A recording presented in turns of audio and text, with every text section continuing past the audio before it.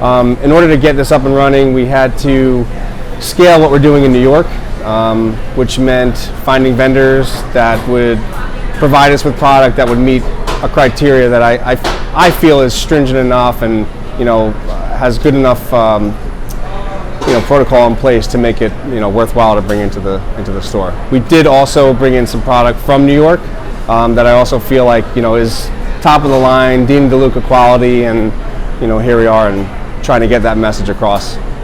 It was a quick install. It was a quick turnaround. I was told when I came on board that we were going to have a department in Kansas City at an existing store, and I was waiting for that moment to happen. And the next thing I knew, boom! It was like we were out here. So it took about a week to get out here. I had already secured the vendors, so secured that supply line, supply chain was all set up.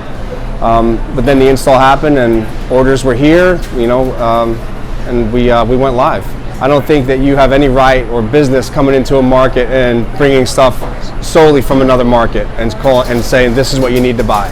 I think it's important for the customer to make a connection with a local product.